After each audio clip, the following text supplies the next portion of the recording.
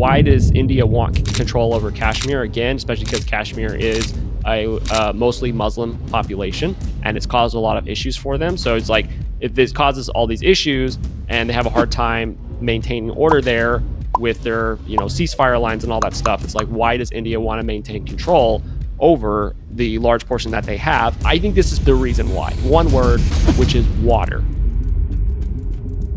India and Pakistan are at each other's throats, and they both have nukes. So let's talk about it. Recently, there was a terrorist attack in India-controlled Kashmir. And no, I'm not talking about fancy sweaters.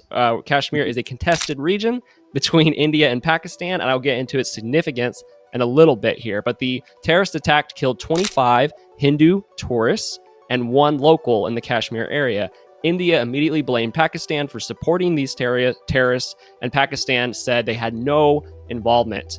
So India responded by shooting 9 sites in Pakistan with missiles, and then India came out claiming these sites that they targeted were infrastructure that was helping the terrorists involved in the attack. Pakistan said that India killed 31 people, and then Pakistan also claimed that in retaliation, they shot down 5 Indian fighter jets, and India said, bull honky, couldn't have happened to us. Our jets are perfect. They couldn't have been shot down. So I don't know whether or not that's true or not, but India has come out and said Pakistan recently killed about 10 civilians by shelling across the border into India. And as of this recording, India and Pakistan are both shelling back and forth across the border and making threats, and things seem to be escalating, although we don't know. It could change very quickly. We don't know where this is going to go. To get into this discussion, I want to talk about why they're fighting over this region known as Kashmir. So I got the map pulled up here, and you see this region here is in color is, for you guys, is the Kashmir area. And we have India down here below, and then Pakistan is right to the left, the smaller country. India is much larger population and size. And then, there's Nepal and Afghanistan are around, but for our case, the only thing that matters is India, Pakistan, and on the north side, we have China. That's the edge of China right there. So we have this area that's Kashmir. And also you can see from this map I have that India controls 50% of the Kashmir area, Pakistan has 30%, and China has a little slice of 15%. And so what this area is, so this used to be part of the Indian subcontinent, which was, kind of like one large country, although it was divided up by like smaller kingdoms and that sort of thing. And of course, England came in, colonized the whole area. So right after World War II, England decided to leave the subcontinent. And before they left, they divided up the subcontinent into different countries, including this Pakistan country. They made a new country called Pakistan that was a Muslim majority area. And then they divided up India over here, which is the Hindu majority area. And then a few other places they allowed to join whoever they wanted to. So Kashmir was one of those places. So the little kingdom of Kashmir was allowed to join whoever that they wanted or remain independent. Kashmir actually wanted to remain independent. However, what happened was there was a little band of invaders from Pakistan that weren't acting like an official, they weren't officially part of Pakistan. They were just kind of herdsmen, and they started doing raids into Kashmir, and Kashmir asked India for help, and India was like, well, if you join us, we'll help you. So Kashmir officially joined India. The problem with that is, like I mentioned, Pakistan is majority Muslim. Kashmir is actually majority Muslim, has always been majority Muslim. And at the time, the leader of Kashmir was Hindu. And so I think that's a large reason why they ended up joining India instead of joining Pakistan, because the leader of the majority Muslim area of Kashmir was Hindu. And so they joined India. And since then, Pakistan's been really mad, saying we should have control over Kashmir because they're majority Muslim. We're also Muslim. So they fought a war about it immediately. And then they fought a second war in the 60s over the area. They fought a third war in the 70s over the area. And since then, they've had constant conflict over this area. And so all 3 nations, actually, Pakistan, China, and also India, claim the entire area is theirs. So those borders are not official borders. Those are ceasefire borders. Those are just like from decades and decades of conflict. They've just said, okay, we'll control this region, but they all 3 say the whole region is mine. But as for the moment, we'll have a ceasefire in this specific spot. I did think it was kind of funny. India has the most populated and fertile region of Kashmir, and China fought a war like in the late 1900s with India to grab like basically the Walmart parking lot area of Kashmir. So they have like there's just kind of like a wasteland, no people and not very fertile kind of area, and that's the part that China has. But regardless, China doesn't have Maybe much. they know something that we don't know. They just want a piece of the puzzle, I think. Yeah, just get in there somehow. All right, so let's get into this. Like I said, India has the most fertile area. This is a massive oversimplification of what's been decades of conflict, right? I'm skipping over a whole lot of stuff, but you guys can kind of get the gist of what's been going on. And I'm going to massively oversimplify this even more because I think both Pakistan and India are somewhat to blame. Nobody's hands are clean in this conflict. And here's a couple examples. So Pakistan, in my opinion, is largely at fault because they have, for this entire time, been trying to stir up violent rebellions in the Kashmir area so that they can get Kashmir to overthrow India control and so that they can claim Kashmir as their own. And so they're constantly doing terrorist attacks on Hindu Indians in the Kashmir area, or funding rebels or terrorists in the Kashmir area, or just straight up doing terrorist attacks against India as part of their attempt to get them to back off and so that they can claim Kashmir as their own. So that's Pakistan's fault. India is also largely at fault for the conflict occurring because India has ruled the Kashmir area since 1947 with an iron fist. They have been accused of basically trying to force the demographics to change from majority Muslim to Hindu.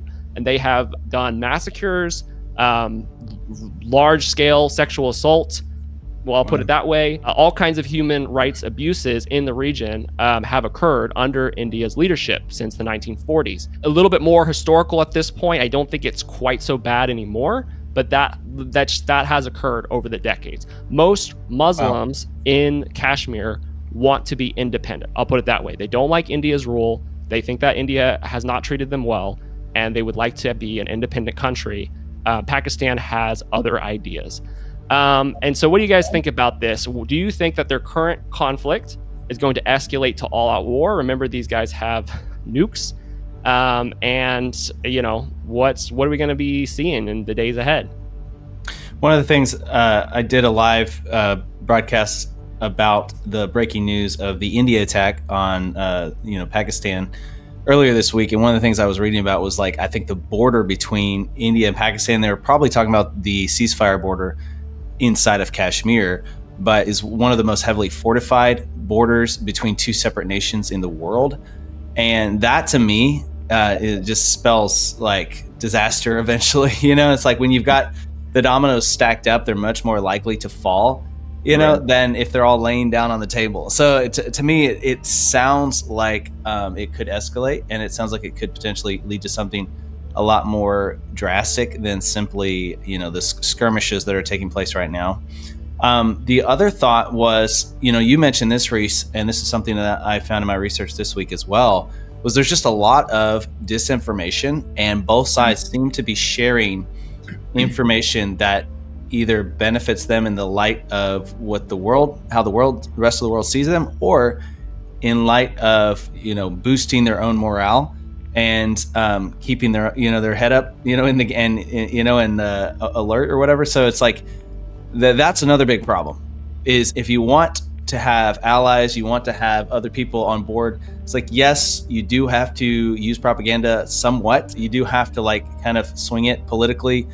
From the political angle, you do have to swing the narrative a little bit, but at the same time, it's like if other people can't trust what you're saying, then they're going to have a hard time getting on board with and feeling like you're justified in what you're doing. So it's a very sticky situation. Yeah, man, it's hard to say because it's like not a lot of other countries have gotten involved yet. Typically, when you have these kinds of situations, other countries will get involved, and then we'll have kind of a clearer picture of what's going on and where this is going to go. But it seems kind of just quiet on everybody else's front. Like it really is just between these two countries, and we're just kind of all sitting back watching. That's what it feels like. I know that there's more probably stuff happening in behind the scenes, but well, for clarification, there has been a few countries that have come out and basically just said, hey guys, please de-escalate. Right. The United States being one of those countries. Right. And the United States has said that. I think China has maybe said that. I'm not actually sure about the China but yet. no action though, right? No action. Yeah. Yeah. So, and that's what I mean. Like we haven't gotten involved yet. We've just that's not a surprising thing to say for other countries to be like,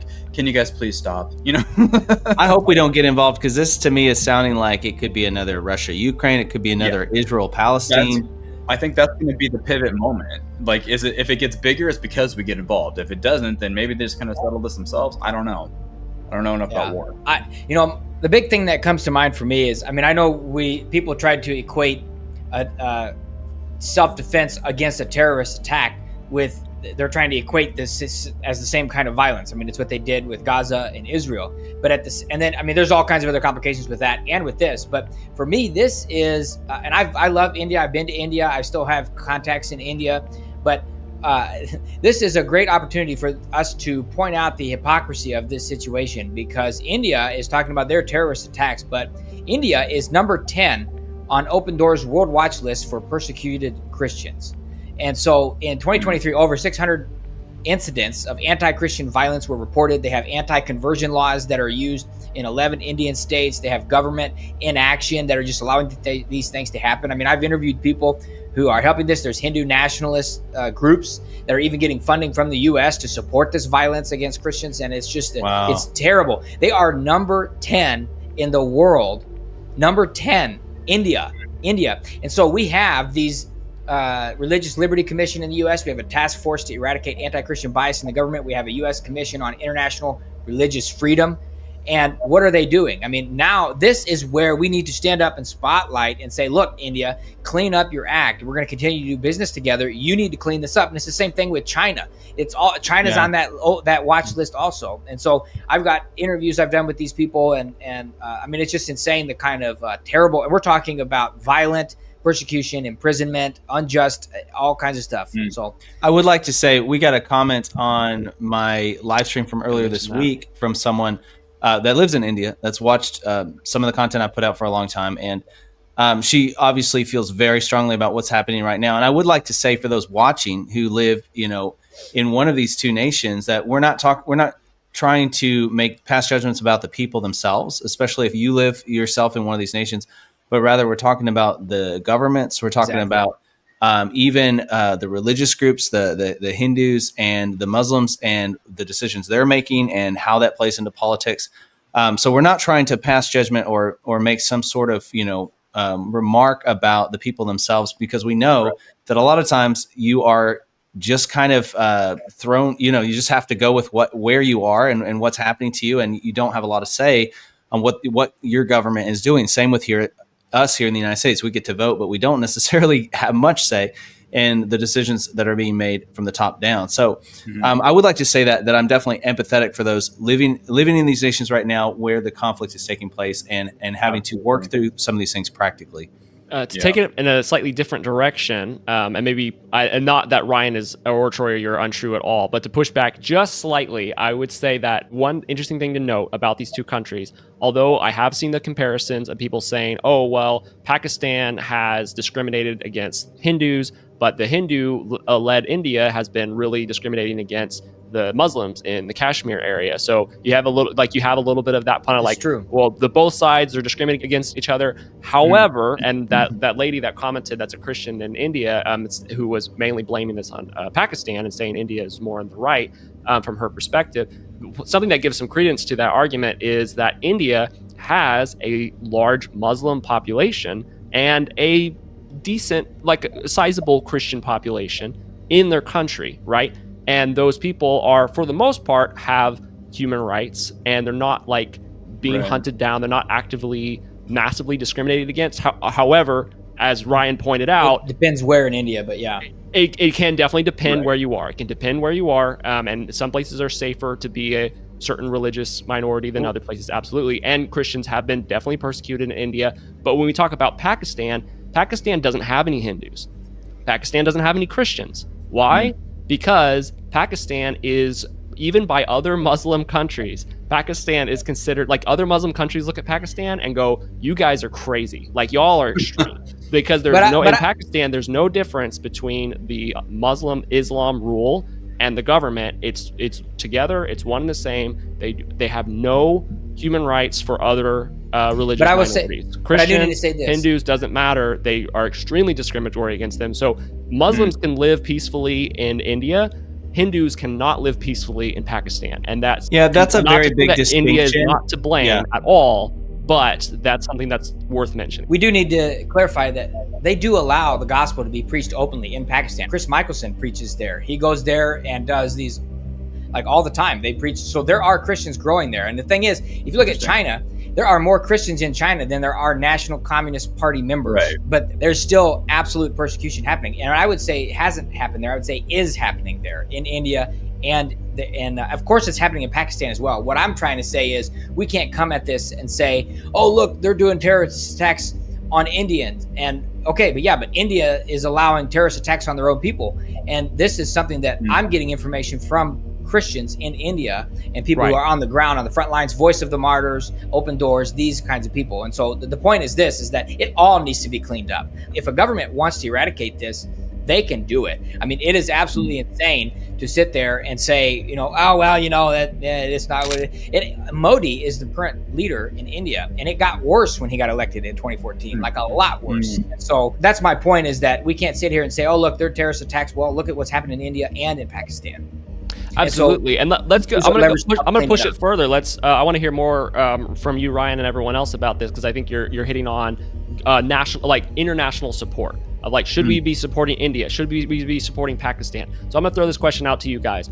If this conflict keeps escalating and becomes something like we're seeing, like say Russia versus Ukraine situation we have going now. Troy mentioned this the other day to me in private, and I thought it was a really interesting thought experiment. But essentially, you have two kind of groups. You have countries. What countries are going to side with Pakistan? What countries are going to side with India? That's the first question. But the second question is, us here in the West, we have a conservative versus liberal divide. And when conflicts like this happen, as Troy mentioned out, like Israel versus Palestine, Ukraine versus Russia, a lot of times those conflicts end up kind of dividing the support between conservatives and liberals. Like more conservatives support Israel, more liberals support Palestine. What do you guys think is going to happen here? What countries are going to side with Pakistan? If they were saying if this conflict continues, who's going to side with Pakistan? Who's going to side with India? And in the United States, who are the liberals going to support? Who are the conservatives going to support? Or is there going to be a split? I think it's just as simple as India is going to get the conservative support and Pakistan's going to get the liberal support.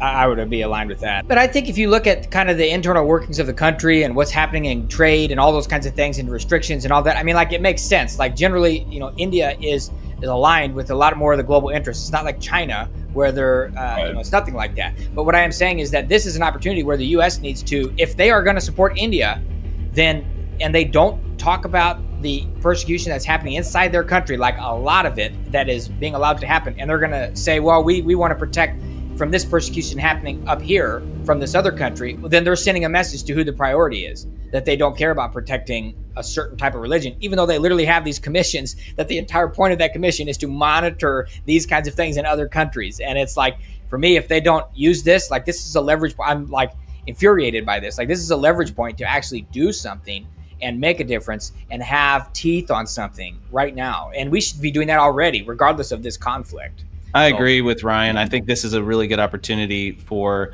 and I'm not saying the U.S. should get involved. I would probably I would vote on the side of please don't get involved. That would be my personal opinion. But if we end up getting involved in any sort of way, even with just trade pressure, whatever it is, I would say, we need to take the opportunity to try to influence some of the stuff that actually needs to be cleaned up, that actually needs to change.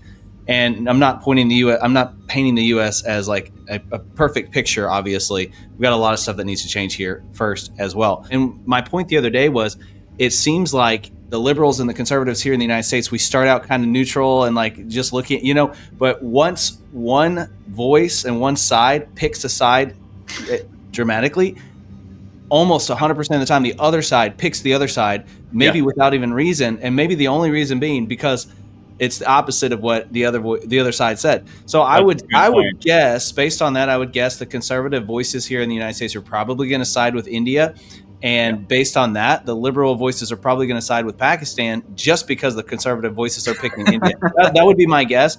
Yeah, and I would even guess that as far as the other countries, at least the other Muslim countries go.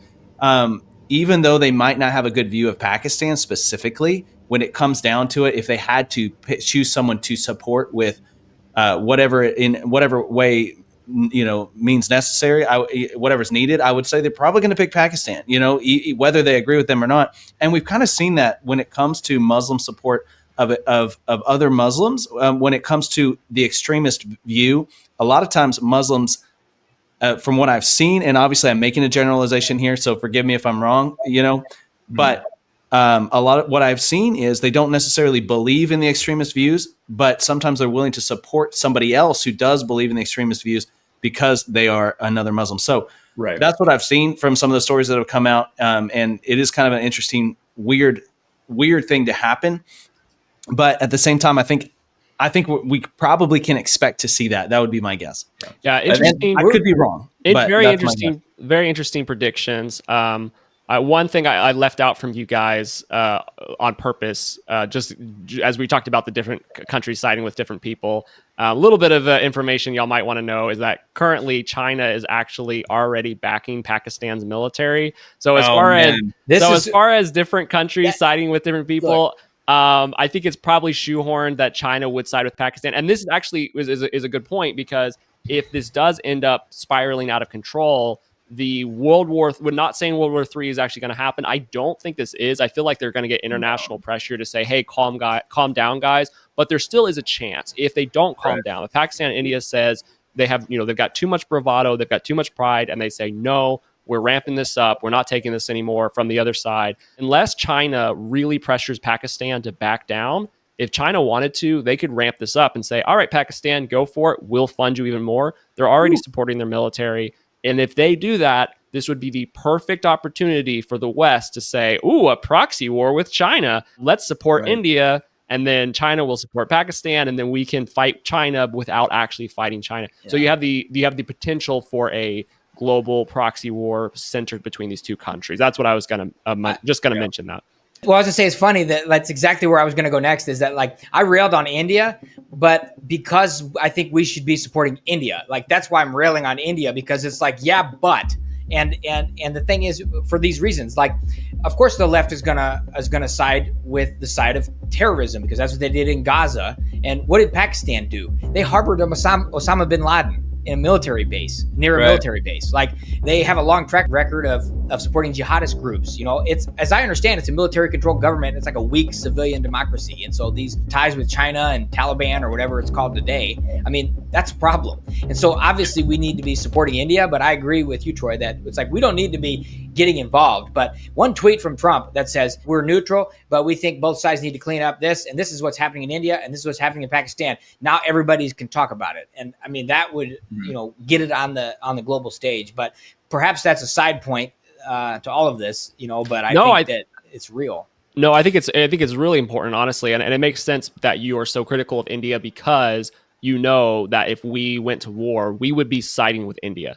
And it's good to have that it's good to have that viewpoint, because I think what happens is people become really tribal and say, okay, well, we're helping India, so India's the good guys, when it's wait a second here, just because we're supporting you in this conflict does not mean there are not things that y'all need to work on, and things that you need to change, and things that you guys have been on the wrong on. And obviously religious persecution is a major deal. And if they're going to go, if this administration or any administration in the US is going to go to bat for religious persecution against other people from other countries and all that, but they're not going to go to bat for Christians in India, where we've been doing business with for all this many years, in China as well, and all these other countries, okay, yeah, thanks for nothing. It's it's just politics. No, absolutely.